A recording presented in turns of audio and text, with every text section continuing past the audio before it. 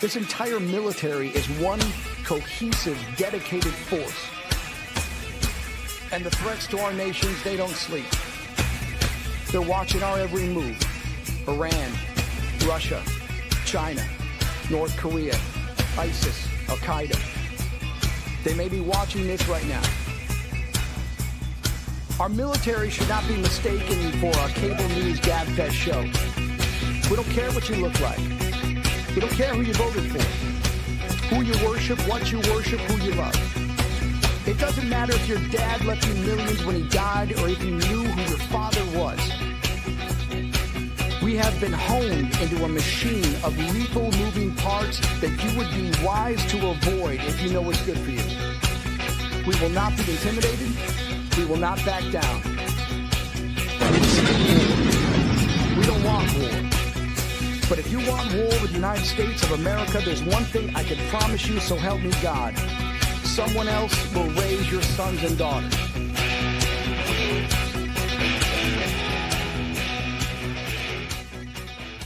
Opinions expressed in this program are those of the speakers and do not necessarily reflect the views or positions of any entities they represent. Find us on the web at mbradio.us. Welcome to the From Pain to Purpose radio show. I am your host, Eva Fulton. In this show, we explore the incredible journeys of resilience, healing, and transformation. In each episode, we will sit down with individuals who have faced unimaginable struggles and turned their pain into power, heartbreak into hope, and their challenges into meaningful change and finding new purpose in life. Through candid conversations and inspiring stories, we will uncover how pain, whether emotional, physical, mental, or spiritual, can be the catalyst for profound growth and a deeper sense of purpose. So if you are looking for motivation, insight, and real stories of triumph over adversity, you're in the right place. Let's get started on this journey from pain to purpose. Let's give veterans a voice through Military Broadcast Talk. Hey, everybody. How are you today? Whoops, where did I go? There we go. Wrong button. Sorry. Technical difficulties. It's the user. So this has been a pretty interesting journey. I'm just checking in with you guys. I am still working on chapter 2 of my dissertation in public administration, and I'm getting really excited about the research that I have been reading, and also knowing at the same time that there is way more room for more research. So I'm in some very good feels about the progress of where I'm headed and excited about where this journey may take us all. So if you don't know, I am studying the unfilled needs of female combat veterans. I am a Gulf War veteran from Desert Shield, Desert Storm, and was really, we were the first cohort of women who actually served and recognized as serving in combat zones and not as auxiliary or volunteers, compared to our prior sisters in service that have been accepted as veterans from all the wars really since America began. So interesting journey, lots of great research that I've been finding, and just wanted to check in with you guys because I do believe in being accountable to you, the audience, and making sure that I help share that, from pain to purpose is really a journey for all of us, male, female, and what all of our experiences are, and in case you've never watched the show before, I really kind of premise the show that there are 4 major pillars of pain points that we have in our lives: the physical, the mental, the emotional, and the spiritual.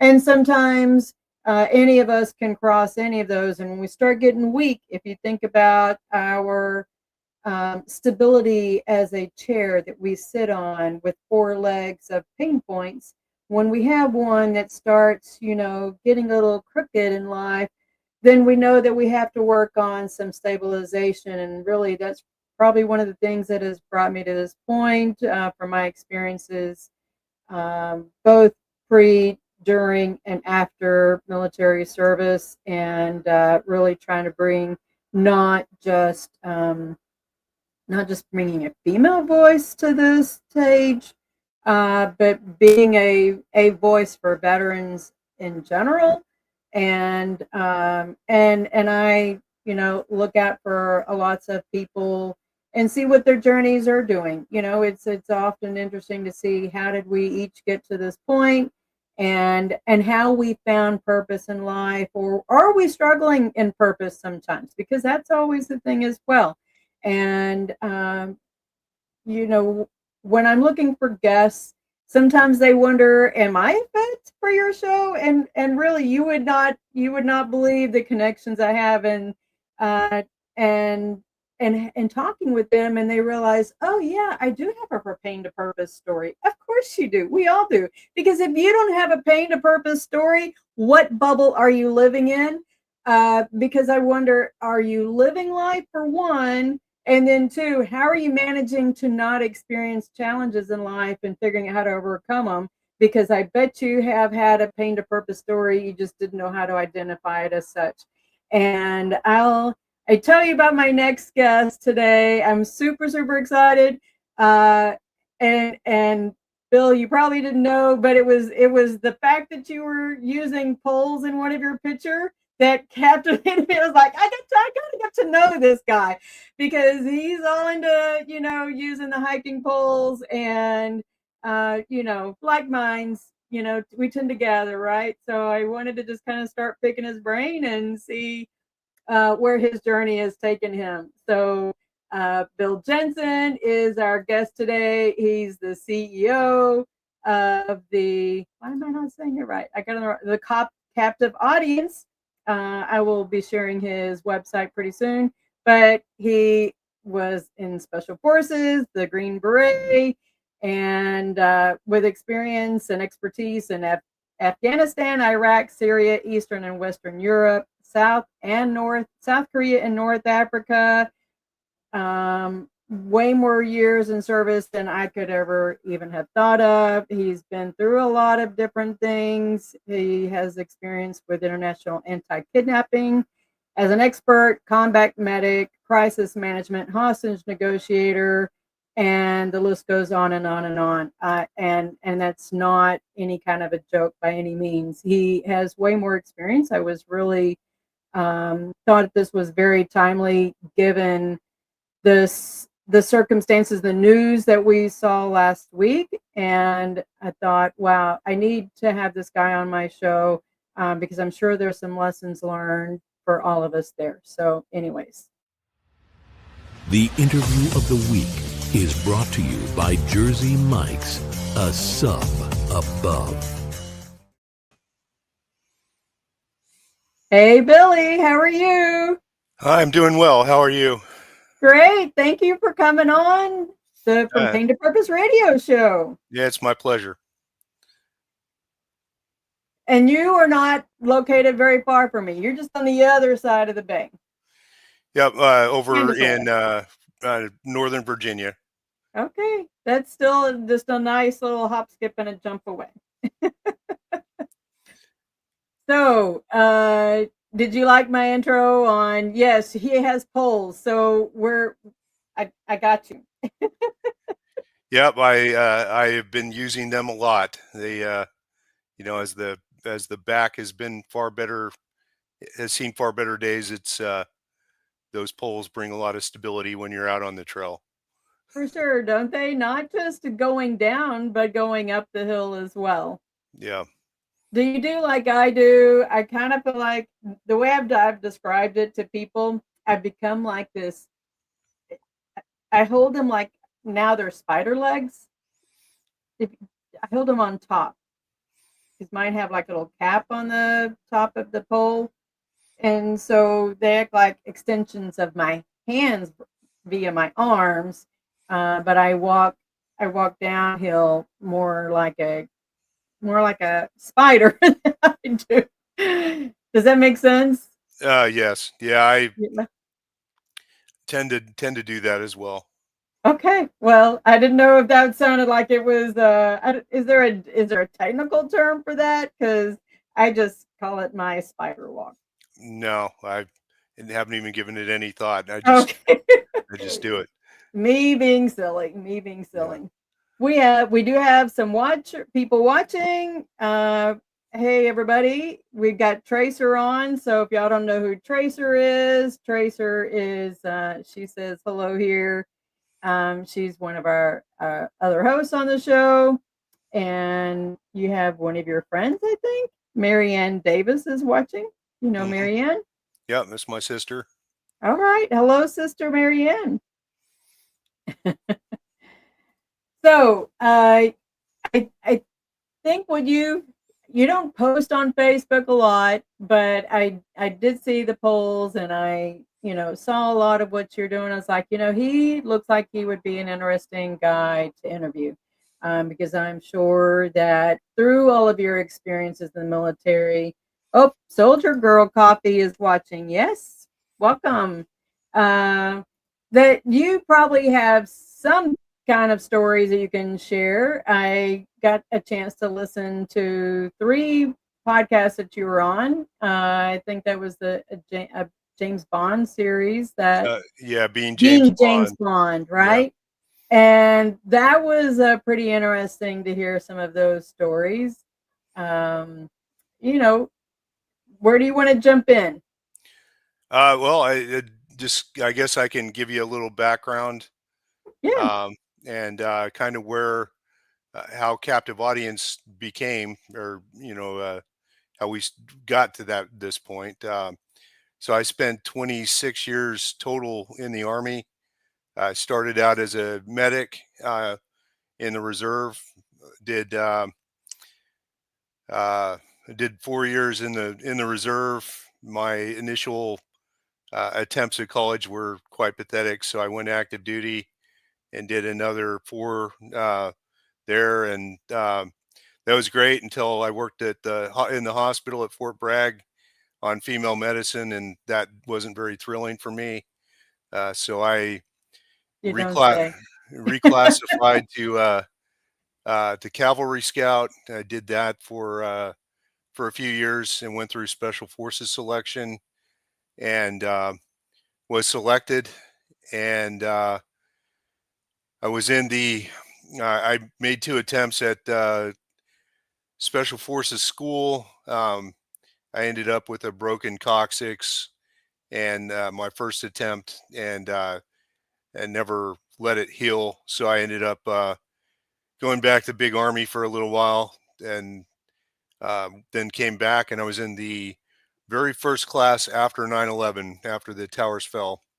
Mm, Going through special forces school as a weapons sergeant, and graduated, went out to Fort Carson, Colorado, literally as the invasion of Iraq was about to happen, and went over and got to be part of that as a brand new Green Beret. And then over that time, uh, multiple tours in Iraq and multiple in Afghanistan as a weapons sergeant, and then an intelligence sergeant, and then as a contractor working for DoD. Uh, and in that, I amassed a lot of training and experience in personnel recovery. So in getting Americans out of bad places, mm, if they've gone missing or kidnapped abroad, or being held hostage. And my 2016 and 2017 trips to Afghanistan, and I was working in that space, and I saw that the people who we were going to rescue and recover were most often missionaries, journalists, aid workers. There were people who were out trying to do good, but they went over there without any training or uh, any kind of backing, uh, and then got into trouble, and it became the U.S. government's issue. And the families weren't prepared. The their organizations weren't prepared. So I decided, along with uh, my partner, Chuck Friedman, that we would make this company, Captive Audience Prevention Training and Recovery Team, to provide training and crisis management support to those groups of people and others who were preparing to travel. And it has morphed into training church security teams, um, and working with them, and just a group of other um, related uh, types of training. We've trained everyone,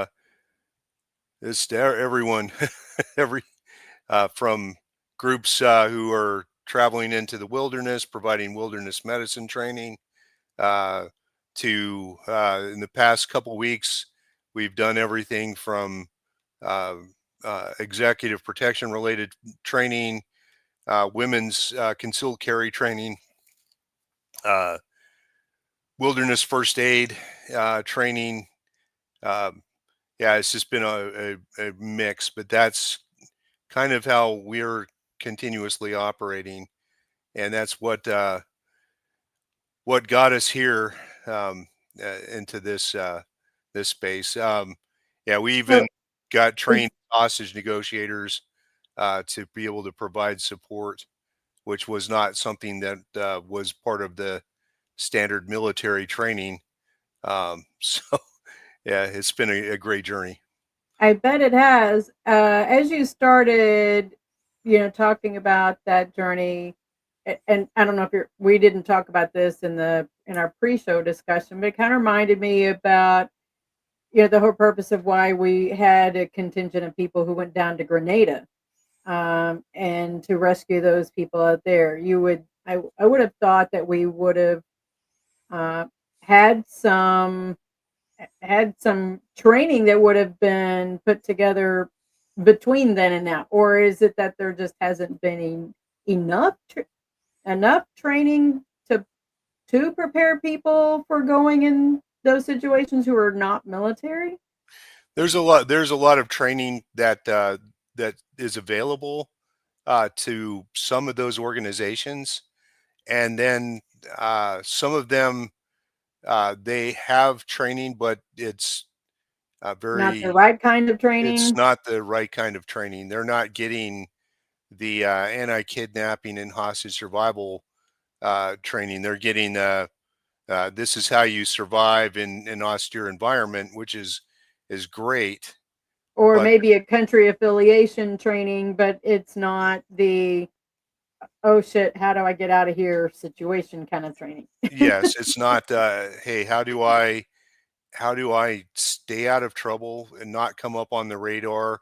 Identify if somebody is targeting me and do something about it to get away safely and not become a statistic. It's interesting as you say that, so we were both in the reserves before we went active duty. My last 2 week reserve, summer training was at Fort Bragg at the Special Forces uh, side of things, and so I was a paralegal.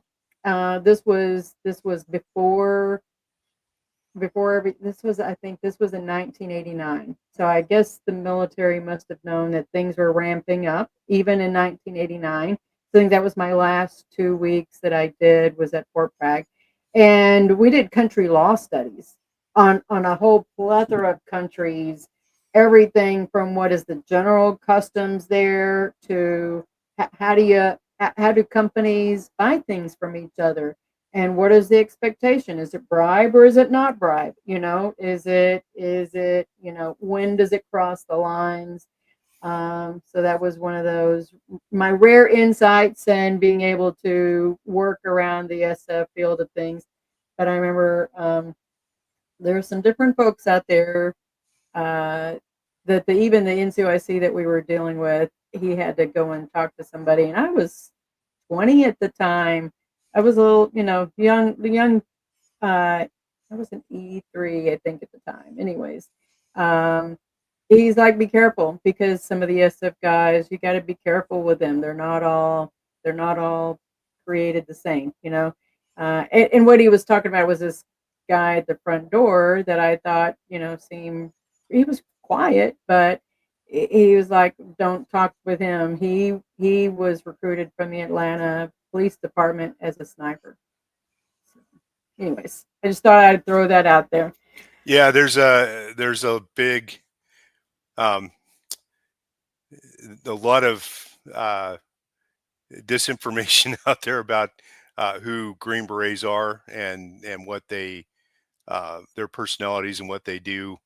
Um, it is amusing at times to have um, that that mythology around you. Um, Yeah, but that was coming from so, an SF guy about another SF guy, and yeah, I was a reservist. I was very naive, yeah, and I was like, "Oh, I just thought, just thought I yeah, was talking to this guy." yeah. It is kind of funny to see or to even hear us talk about each other. So But I haven't ever forgotten that. I don't know why, but anyhow. yeah. Uh, so where did my little notes go? We had a pre-show talk this morning, quite interesting. And I know part of it you touched on, but I don't know that it was necessarily the why or the how. And really, what motivated you to get started with your company? What was, because you have had some of your own physical challenges. Um, do you want to talk about that and how that shaped why you started your company? Um, well, yeah, the company itself was started before the major physical issues started, but it was my why, and I did have um, a colleague tell me, hey, you need to have a mission when you leave the military. You can't, um, you're not going to be able to turn it off. So you need to have a purpose that drives you, and that needs to be your thing. That needs to be the thing that you're passionate about, that gets you up every day, and that drives you through any of the hardships that you're dealing with. And for me, the thing that drove me towards special forces in the first place was their mission.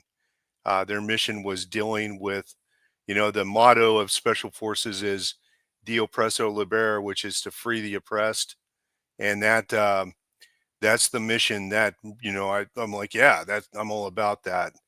Well, as I worked while I was still in uniform, and then even working as a contractor, that's always been my thing. Has always been to free the oppressed, and seeing the people who get themselves into trouble and need assistance and are being held captive or are in some kind of um, danger.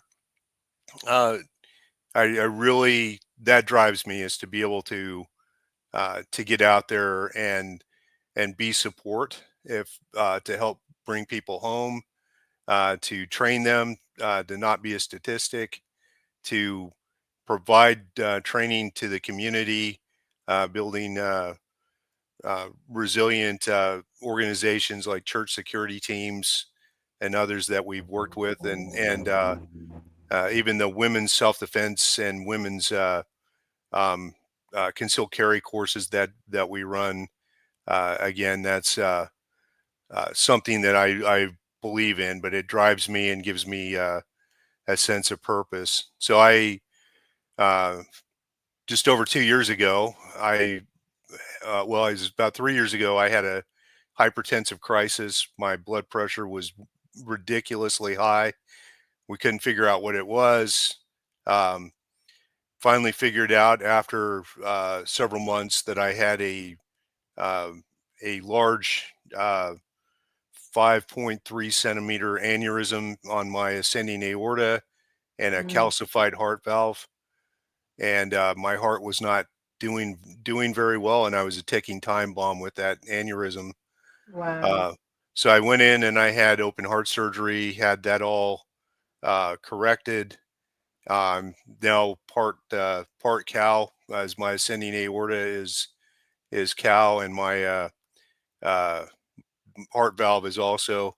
So um, I had to pull through that, but again, it was that purpose of I set out to do something. Um, I'm not going to let this be more than a hiccup. Um, and while I was going through the recovery for that, my blood pressure was great. They had that controlled. The heart surgery repaired all of that, but they Yeah. couldn't get my pulse to come down, and they tried everything, and they thought that I might be having a stroke. So sent me to the emergency room to figure out what was going on, and they found that I had a walnut size tumor at the front of my brain on the pituitary gland that was hijacking uh, the pituitary functions. Wow. So and then that all started to make sense because I couldn't figure out for years why I would get emotional and cry for no reason, and I'm like, this is just kind of ridiculous, and that answered a lot of questions. So I had a year ago had that removed, and have been recovering from that. So the past 3 years has been quite the rolling from the COVID era into the heart surgery and into the brain surgery. But again, it's been that purpose of, okay, this is what I wake up to do, and this is the mission, and it can be frustrating too. Anyone who sets out to start a business, particularly something that's unorthodox, um, you better have a lot of resilience because um, it's not going to be easy. You have to really believe in what you're doing in order to uh, to get through all the hiccups of starting a business and running a business and doing everything that comes with that. So I can only imagine what you've gone through. I mean, I've gone through other physical sides, and but it does it it takes a lot of also, I think, patience with yourself, grace. You have to learn how to give yourself some grace. Because I know that you and we didn't get a chance to talk until this morning, really, because you were on a 9-day training gig with, I mean, it's your company, but you had a class for for the last 9 days. You have been engaged, and part of that is just finding work life balance as well. So how do you manage your work life balance? I really haven't You're done a working great. hard, so do you Yeah. play hard? I can honestly say I have not done a very good job of the work life balance because um, it sometimes uh, it just goes so fast, and you're you're having to just you're full speed ahead until all of a sudden it's done, and then when it's done, then you're recovering and preparing for the next thing. Right, So and that's the thing, it is, if it wasn't for that sense of purpose, the sense of mission, um, definitely uh, would not be working, this at this level. right. But then you also appreciate when classes get canceled because that helps you inadvertently manage that work life balance too. Because Yeah. otherwise, like you said, you're on the go go go. You're full steam ahead. But as an entrepreneur, you've got to be ready if a client says, hey, I need X training for so many people, and when Hmm. you've got to be able to schedule it because that's your income. Yes. Yeah. And we were supposed to be teaching in Maryland, wear and carry all weekend. Uh, I was quite relieved that we had to bump it to a later date. Um, it is a challenging. That's a 16-hour course, and it's on the on the edge of the 9 days. That would have definitely been a an endurance event.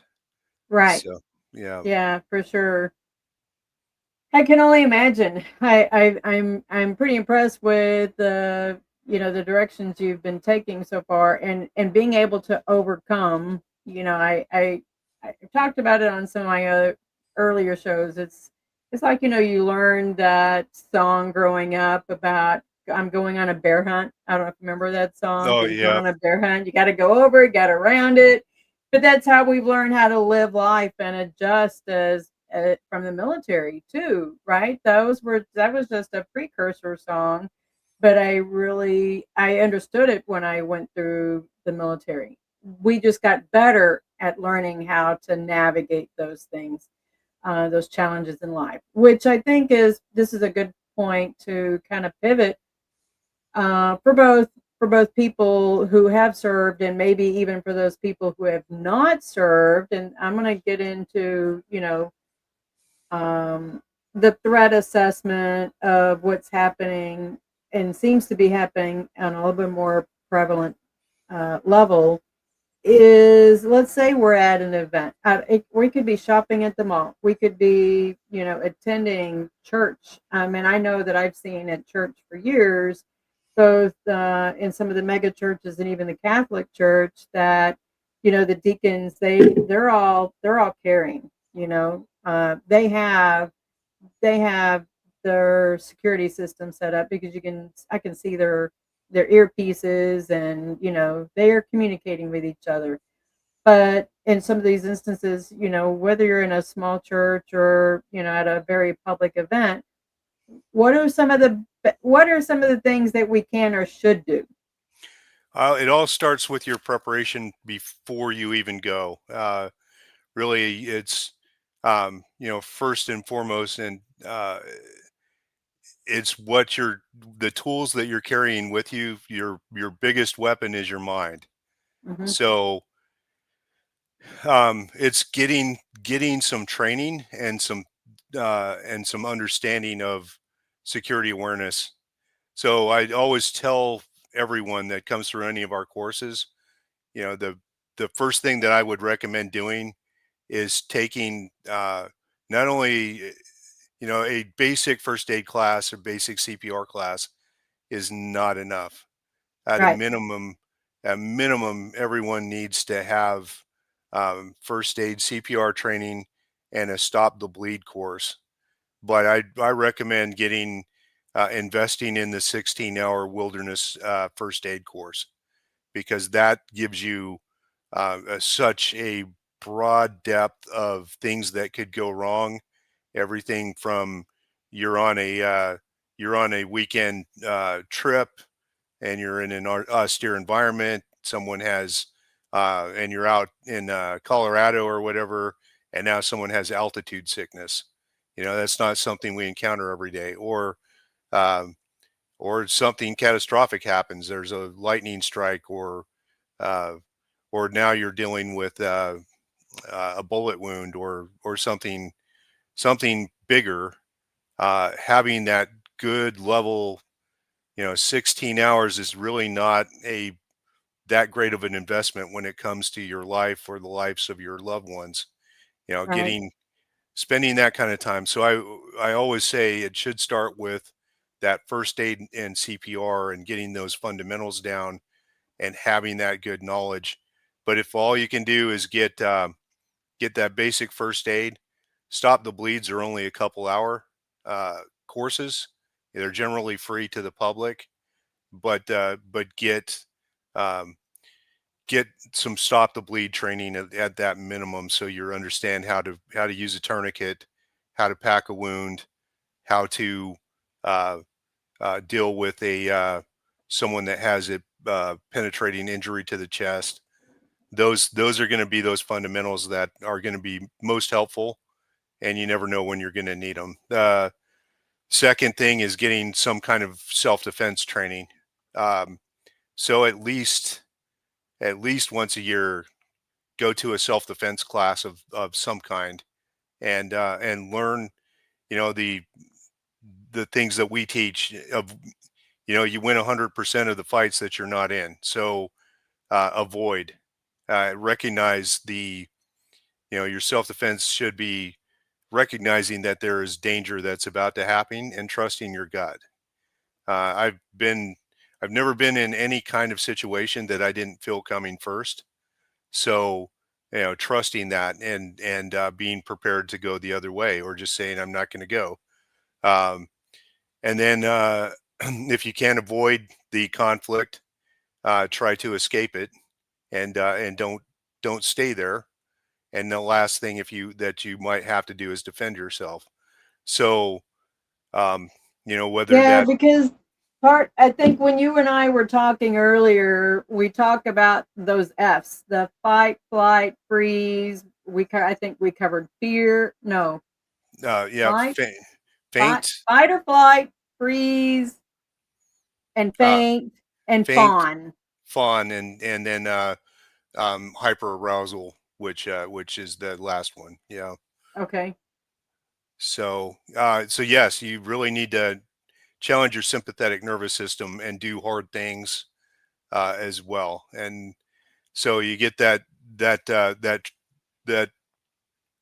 resilience training, and also recognize how your sympathetic nervous system works, because your amygdala really is what takes charge when you're under stress and under pressure, and your prefrontal cortex gets disengaged. So unless you've trained to stay in that prefrontal cortex, once you're triggered and once you're in danger, you have to be able to override it. We call it the amygdala hijack. And The what did you call it? The hyper what? I'm trying to type it into uh, our chat. The hyper. Hyper arousal. There are people who get addicted to the adrenaline, and the adrenaline rush, and they seek the danger, and they get a rush out of it. So it happens a lot with um, folks who have been exposed to a lot of stress, and where they're constantly in that their amygdala is constantly in charge. Mhm. Their pituitary gland is hyper dumping adrenaline and norepinephrine and cortisol and all those things that become addictive to a person. Um, so you see it in military veterans. You see it in law enforcement. You see it in EMS. You see it in people who are constantly in in those environments. That becomes um, an addiction for some, and also you see it in people that are perpetrators. They're often wired to just enjoy it, and that's where that's coming from. But it's still in um, that reaction to stress. That Wow. It coming from two different angles, but still with similar results. I mean, is that fair to say in some ways that um, um yeah, you see people who, with the hyper arousal comes hyper performance.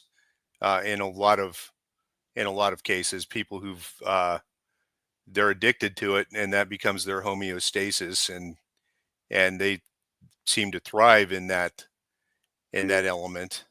Um, but that's still part of the sympathetic nervous system. but in some ways that gets also back to changing for purpose, right? I mean, you've got to retrain the brain to from that pain, because it's really a pain thing, and retrain the brain to find the purpose in like what you're doing with your company, and trying to help prevent people from getting harmed, or uh Yes. whatever. You switched it around so that you're saving a life still, rather than being active in the performance of what you did in the military. Yes, it's learning to manage that and then turning it around and using that ability for good. Um, Wow, phenomenal, phenomenal. I'm so glad that I've connected with you on and being able to come on, because I think that that's huge. I mean, I know at work we have, we have response training, um, you know, because it's any of the federal buildings, they give us training where, where to go, where do you hide, and I'm so far back in they'd have to get way far to get where I'm at. I'm on a multi-story building and back in the corner. But I've had plenty of coworkers that say, "Man, Eva, if anything ever happens, I'm coming to your cubicle, because I have a whole variety of things, and I have a go bag prepared that if I need to grab stuff, I can, I can, I, even if it's a fire, I have a go bag I can grab to take out, and I'm going to be okay." Because I guess the worst case scenario is a Twin Towers kind of thing happening, and being able to get out of the building and because the first thing we're going to be is we're going to be stressed and hungry and thirsty at some point, anyways, and trying to and what is it we had some training that also made sure have shoes that you can walk in, because it's if you're just in heels at work, or even the guys have nice dress shoes, put on some tennis shoes. I know that sounds funny and where you're going to have time, but you can't run down the stairs and out the door far enough and fast enough if you're not in comfortable shoes. that's true. Yeah, we wrote a book called Survival Ready, and Yep. that book has a lot of just great information on how to survive uh, all kinds of different situations. It started out as a self-published book, which was 365 days of survival, and it was one safety, survival, or security tip a day for a whole year. And then when Macmillan picked us up, they were so enamored with it that we beefed it up even more. It became Survival Ready.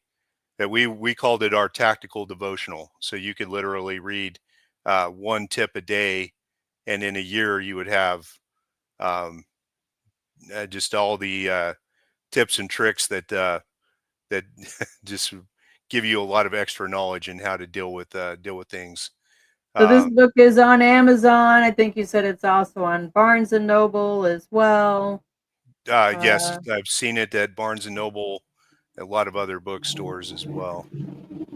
So great. I highly recommend it. But yeah, it's all about getting that knowledge and then putting the training to the test. And another thing is really training yourself out of that amygdala hijack. So I often tell people, take an open water scuba class. If you I want to love be, I love diving. yeah, if you want to be out of your comfort zone, there is nothing like having to take your mask off 30 feet underwater and uh, and then put it back on and clear all the water out of it, and then take the air out of your mouth and throw it to the side and and retrieve it and put it back in and clear it. It's really uncomfortable when you're 30 feet underwater, doing all those safety procedures and keeping a level head. But those are the types of things that you want to do to train yourself not to be overcome by the amygdala hijack. So you want to hear a funny thing? When I think I told you I learned how to do scuba diving, and I went on this trip with an organization called Deep Sea Valkyries down in the Bahamas. It was beautiful down there. It's my first dive trip, but I had a problem. Obviously, you can see I have long hair, but I kept having water leak in my mask. I was prepared. So you remember I grew up with the era of watching GI Jane. I was prepared to go full GI Jane on the boat. I wanted to learn how to dive so bad. and be successful that I was ready to shave my hair off to dive. Um, True story. I was ready. Yes, yes, Yeah. the people on the boat that was they would agree. Because I was so frustrated that I kept getting water in my face, in my mask, and it just was drowning me from, you know, inside out. I just and I It was so annoying. So anyways, I also posted your other two books, the official John Wayne Handybook on bushcraft and the official John Wayne Handybook on emergency preparedness. Yes, those books, Macmillan also uh, uh, had us write those two. So they commissioned us. We wrote those two, just full of a lot of amazing information on how to survive in the woods, and the tips and tricks on survival. And not just that, but then you take the emergency preparedness book that adds a lot of great information too, especially as we're talking about the types of situations that we may find ourselves in now. Everything from natural disasters like Helene and Milton Yes. last year, to uh, civil unrest and things, things like that. Oh yeah, I could, Dad and I both have, our life straws that we carry with us, and I mean, I've got several. So life straws, if nothing else, start with the life straw. It's my recommendation because you can find remnants of a lot of things to survive, but if you don't have water, you're not going very far. Yes, yeah, you have to plan for that and plan for um, you know that long term. What happens when this goes more than a few days, and Yeah, then you're looking at weeks or even months. I went hiking several weeks ago, because I was working on my Maryland, completion on the Appalachian Trail, and I did great hiking that day, and I noticed that my cell phone was starting to not let me upload pictures, and I didn't turn the Wi-Fi off. I had put it on I had put on the airplane mode, but I for some reason it was still draining, even though I had that airplane mode. It was still trying to look for Wi-Fi, and by the time and guess what else I forgot? My battery. I didn't bring my backup battery with me. And so I had to make sure I turned everything off.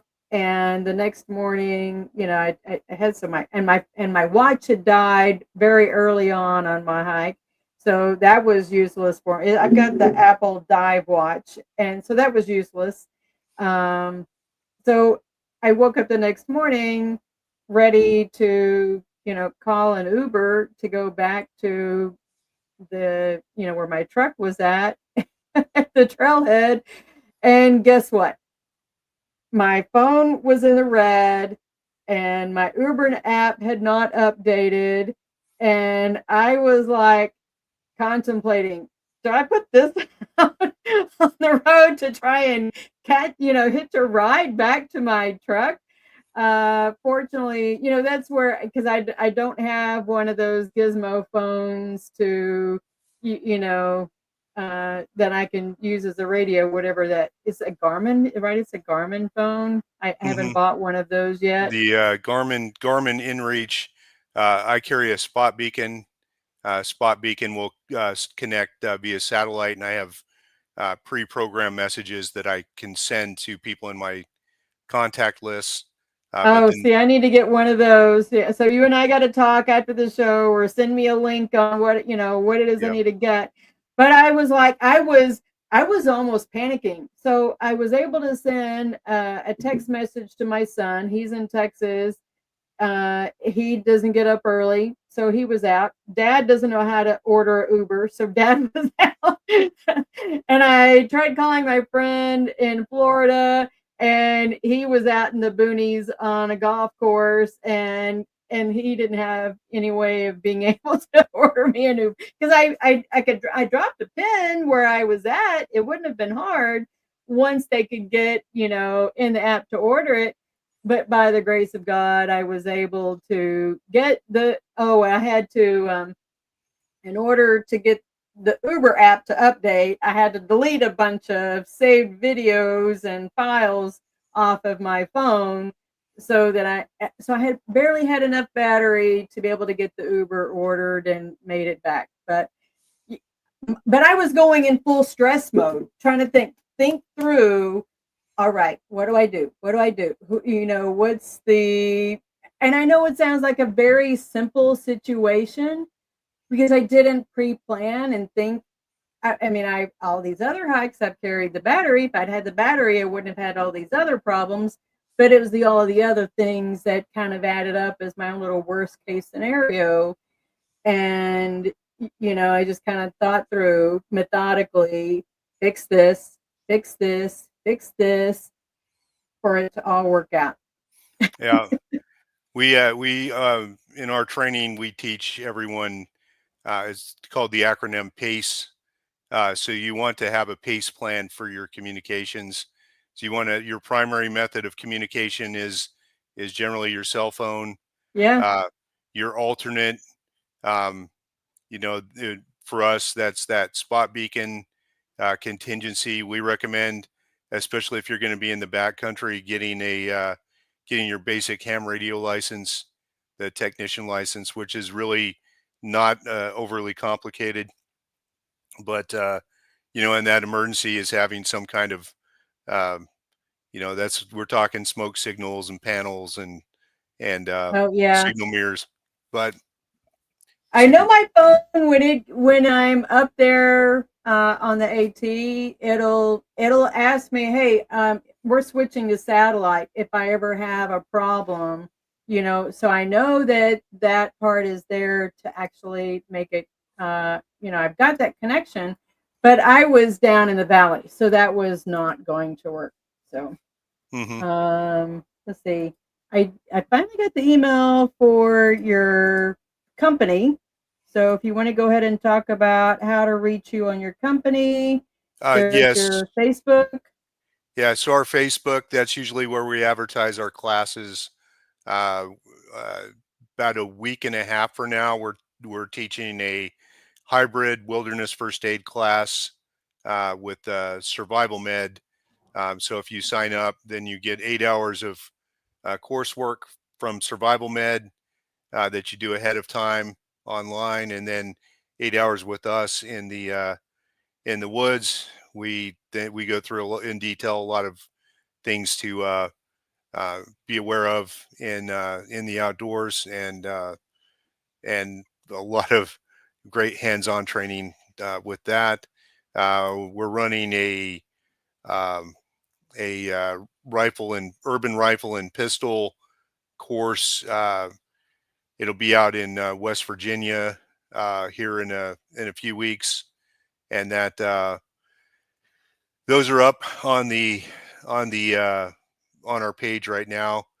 But we can also be reached, if you're looking at our page, U.S. Concealed Carry Association, captive audience.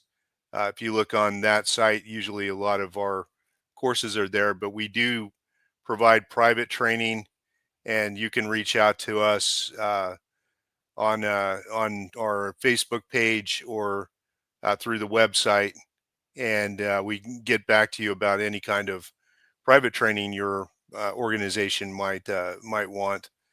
So our website is captiveaudienceptrt.com, and then our Facebook is Captive Audience PTRT as well. So you usually see a lot of our adventures on our Captive Audience Facebook. So Sounds so interesting. I can only imagine going to the classes. They sound pretty neat, right up my alley, believe it or not. And I look back to a lot of the stuff that I learned in the Army, and believe it or not, I never actually went on a road march. when I was active duty, because I had the car wreck and I didn't, I had injuries for the longest. When I finished basic training, I had 2 pulled hip muscles, and so one on both sides. I had pulled hip muscles that kept me from doing a road march there. Something else happened when I AIT, didn't get to do one to finish the class there, so they waived that. Was supposed to go to NTC after Desert Storm, but I had the car wreck on my birthday, so I missed going to NTC and, doing all of that experience. I mean, I did the runs and everything, but I was prevented from, going on all of those hikes. Now I enjoy hike. I can't get enough woods. Yeah, well, that's one thing the Army didn't ruin for you. So that's a Right? Yeah. yeah. It wasn't ever forced. So I took control and I enjoy getting out there on my own and just I get my green therapy, man, it's just there's nothing like it. So man, I'm all in. Even if you want as a, I don't know, just a woman experience that talking about it to any of your classes, I mean, I'd be happy to, let them know. I think I've got a few hundred miles under my belt as a hiker that, I'd be happy to offer, uh, you know, just talking to them about Oh, experiences and getting out there, oh yeah, definitely. Yeah. But I think we need to talk about how do I even take the self-defense stuff, because my doctors have told me to be careful and not break any bones. So I would be interested, how do you do that? How do you, maybe I'm sowing a seed, self-defense for somebody who's disabled. We Um, we tailor our training to everyone, to whoever the client is. yeah, Um, and that's the thing. You can't choose the day or the time that something's going to happen, right. whether you've got a disability or not. You still need to be able to at least defend yourself to the point where you can get away. And so those are things that we work with clients on a regular basis. Well, we are about 3 minutes. So we really only have 2 because I have 1 minute for the closing video. What do you? What's one thing that I should have asked that I didn't ask that you want to cover? Well, we did cover quite a bit. The biggest thing that I would say is really seek out the hard things. Seek training that's going to train you to overcome your sympathetic nervous system. Know yourself. Know how you react under stress, and the other thing is really have a mission, have a purpose, have something that drives you and makes you get up every day. I remember when I was in Special Forces selection, and had really bad tendonitis on really the final exercise there. I passed a old grizzled master sergeant who told me to stop feeling sorry for myself. And when I start to kind of fall back by the wayside and let let everything kind of get the best of me, it comes down to that old grizzled master sergeant that told me to stop feeling sorry for myself. He Word. lives in my head. So that would be the thing I would tell everyone is know yourself and don't let feeling sorry for yourself stop you from achieving.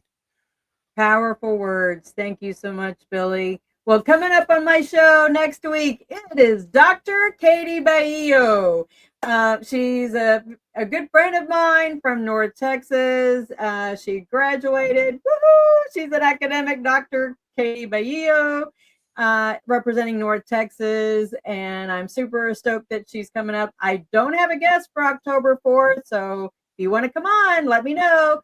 I'll be remote in West Virginia with Rally for Vets, and that is going to be super fun. Brian Sims on October 18th, and October 25th, I'm open. So thank you so much, Billy, for joining me. And you've got a wonderful From Pain to Purpose story. And thank you so much. You're a blessing. And, look forward to meeting you sometime. Yep. Yeah, likewise. And thank you so much. Yep. Y'all have a great day, everybody. Be blessed. Ladies and gentlemen, thank you for tuning in to Military Broadcast Radio. As we wrap up today's show, we want to remind you that the podcast of today's episode will be available right after we go off the air. So if you missed any part of the show or want to listen again, be sure to check it out. And remember, we're here to support and honor our veterans. Your stories and experiences matter, and we are committed to giving you a platform to share them. That's right. We're here to give our veterans a voice.